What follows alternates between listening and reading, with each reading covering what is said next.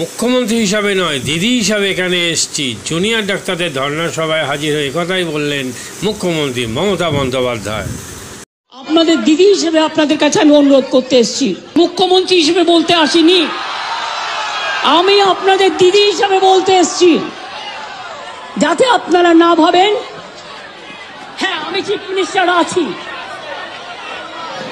আমি একটা পার্টিও বিলংস করি, কিন্তু আপনাদের কাছে এসেছি যদি বলেন as a chief minister, as a elder sister, এবং আপনাদের আন্দোলনের সমব্যথী এবং সমসাথী।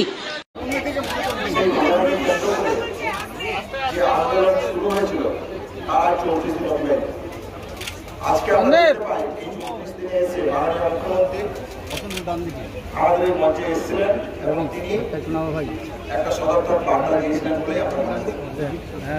এই বার্তার পরিপ্রেক্ষিতে আমরা আলোচনা করি। আলোচনা করে আমাদের যা সুচিন্তিত মতামত উঠে এসছে সেটা আপনাদের কাছে আমরা আলোচনায় বসতে চাই। আগেও যেমন আমরা বলেছি, এখনো আমরা বলছি, আমরা আলোচনায় বসতে চাই এবং মুখ্যমন্ত্রীর আজকের এই পদক্ষেপকে আমরা অত্যন্ত একটা পজিটিভ পদক্ষেপ হিসেবেই দেখছি। সেই জায়গা থেকে আবার বলছি, আমরা আলোচনায় বসতে চাই যে কোনো সময়, যে কোনো মুহূর্তে। যদি আজকে চান আজকে, এক্ষুনি চাইলে এক্ষুনি। আমাদের যে মূলত আমরা যেটা দেখা করতে চাই তার পরিষ্কার যেটা জায়গা আছে সেটা হচ্ছে 5 দফা দাবি। আমাদের দাবি দেওয়াটাই আমাদের কাছে আসল জায়গা বলে আমাদের মনে। সেই দাবি দেওয়ার জায়গা নিয়ে আমরা বসতে চাই। মাননীয় মুখ্যমন্ত্রী যে সময় এসেছিলেন তিনি সুনির্দিষ্ট কিছু জায়গা বা প্লেস কখন টাইম বলে দেননি। সেই উদ্দেশ্যে আমরা একটা মেল করেছি, সেই মেলের কপি আপনাদেরকে আমরা দিয়ে দেবো। সেই জায়গা থেকে আমরা বলেছি যে আপনি আমাদেরকে আলোচনার জন্য একটা সময় দিন, টাইম দিন, প্লেস দিন, যে মুহূর্তে জানাবেন আমরা সেই মুহূর্তে আমাদের 5 দফা যে দাবি সেই দাবিকে সামনে রেখে আমরা আলোচনায় বসতে চাই। এইটুকু যেটা বলছি, আমার মনে হয় আলোচনা যদি করতে হয় খোলামনে আলোচনা হওয়া উচিত। সেখানে আমাদের জায়গা থেকে স্বচ্ছতা প্রশ্ন আমরা রেখেছি। সেই জায়গা থেকে আমরা বলছি যে মুহূর্তে মাননীয় মুখ্যমন্ত্রী আমাদেরকে জায়গা জানাবেন, মিডিয়া বন্ধুদের একটু ধৈর্য ধরতে পারবো, আমরা চিন্তা করবেন না, আমরা জানিয়ে যাবো।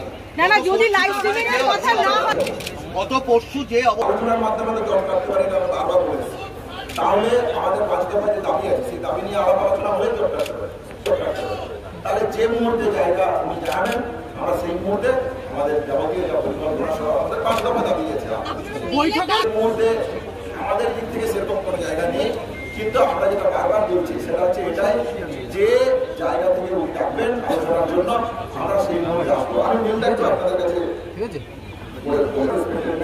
We are grateful that you have shown an exceptional goodwill gesture by coming amidst us in the adverse weather and share your thought with us. We take this as a welcome step towards your smooth discussion and collective clarity of our pipeline demands for which we have protested peacefully for the last 35 days. We are more than willing to have a discussion in your amidst presence with adequate representation and proper transparency as agreed by both parties. We are eagerly waiting for a positive response to end this impasse and kindly let us know the place and time of the conference.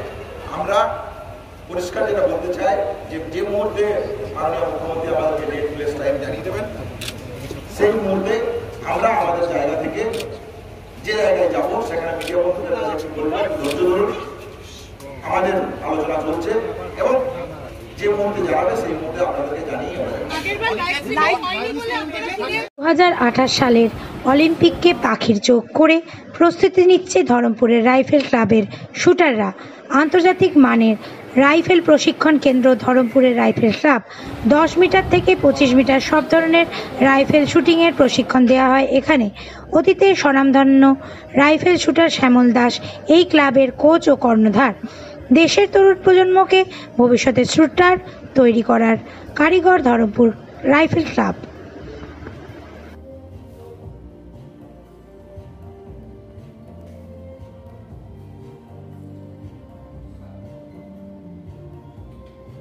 আমি shooting করতাম, শুটিংয়ে 90-তে সিভিলিয়ানে India record করে চাকরি পেয়েছিলাম eastern rail.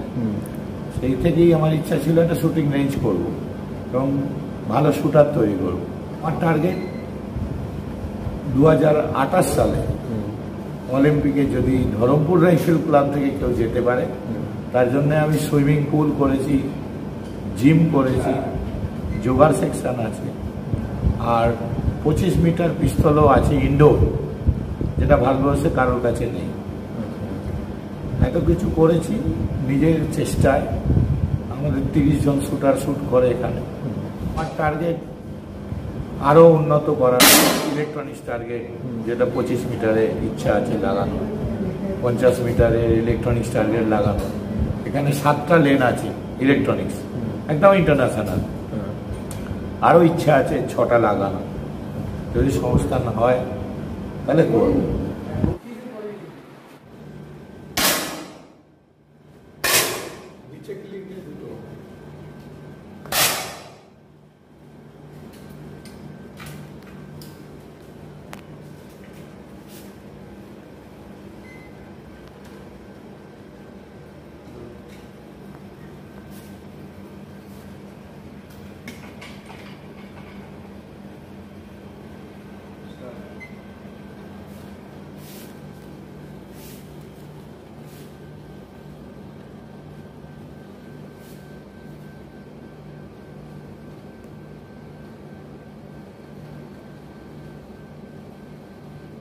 মাদকাসক্ত যুবকদের জীবনের মূল স্রোতে ফিরিয়ে আনছে চুঁচুড়া নবজীবন foundation.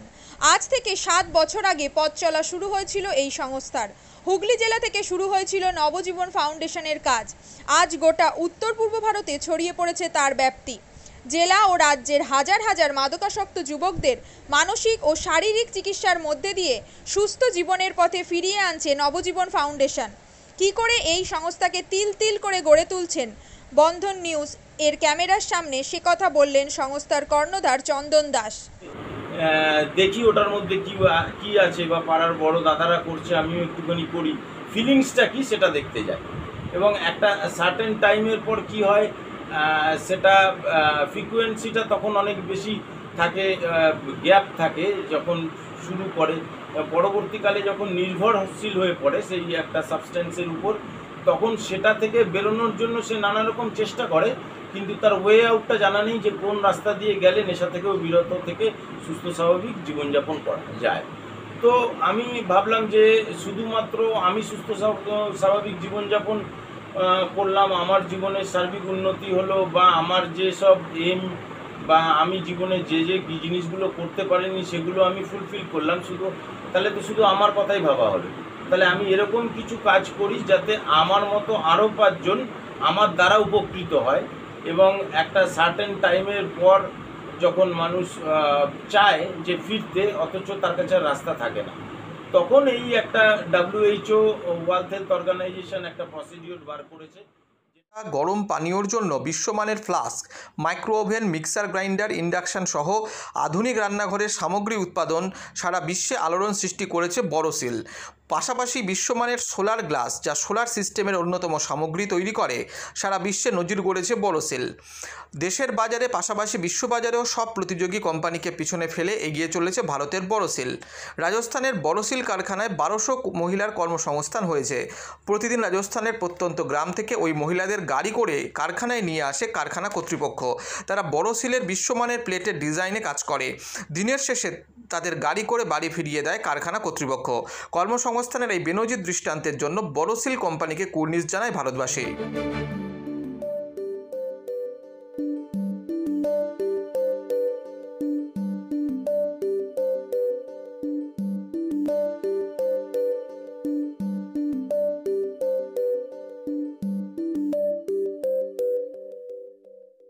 At Borosil, our products touch our customers' lives in many ways.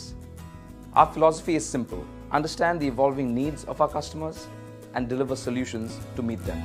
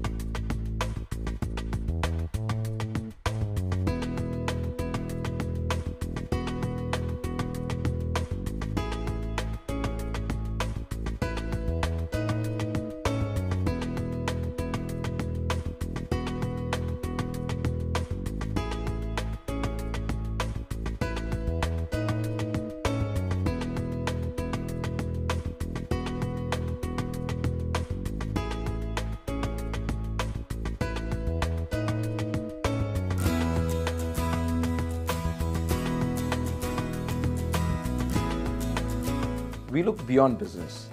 We promote green energy as well as provide healthcare and education for the underprivileged. In fact, this has been our heritage at Borosil.